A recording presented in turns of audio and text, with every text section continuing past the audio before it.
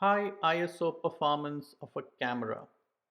How many hours have you spent on online forums, YouTube videos, talking with other photographers on whether this camera is better, that camera is better, APS-C sensors versus full frame sensors versus medium format sensors, and you know what upgrade should be my next so that I can have better high ISO performance. Now, did you know that you just wasted a hell of a lot of time?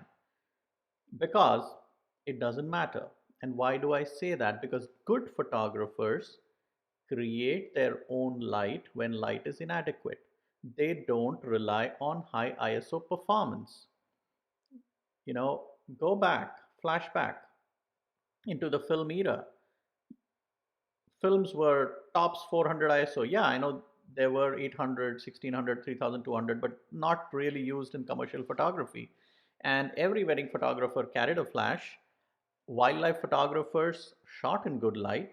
Sports photographers shot in good light, right? And it was not about ISO. So why is it now about ISO? Because people want to sell. And in the name of an upgrade, they want to introduce something, right? So they introduce high ISO performance. Uh, if you are shooting in low light all the time, then there is a problem. There's a problem with your photography, right? If you're not creating your light, if you don't know how to use light, create light, then there's a problem. Okay, there could be situations where you cannot use strobes or flash. Then what you do is go for wide aperture lenses and still try to figure out not pushing your ISO into insane grounds, right? That's what good photographers do. They don't shoot at 12,500 and 25,000 and 50,000. Uh, is it helpful? Yeah, there could be situations where it's really helpful. Now, I've heard a wildlife photographers say, "Oh, you know what? I'm in the field." Like, oh no, no, no, no. That's a misconception. Wildlife photographers wait for good light. They go in the season where they know the light is going to be good. They wait for the right time of the day to get into the jungle. They make sure there is catch light in the eye of the animal, and then they shoot.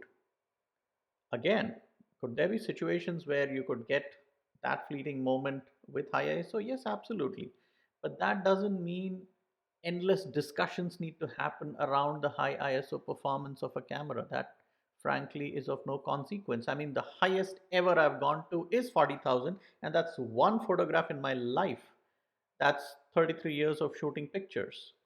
Otherwise, the highest I've gone to is about 6,400. That few pictures, and otherwise, I'm always below, even 1,000 to 2,000 or thereabouts, right? And that's because I just kind of push it a little bit. Could I have created my own light in those situations? Absolutely. But I was either just lazy or it was just the end of the day and I was just shooting a few more pictures, just a few extra pictures, stuff like that. That was what was happening. So create your own light. Create your own light. That's the solution. Don't waste time anymore in reading about high ISO performance and those DxO pages about high ISO performance of the latest cameras.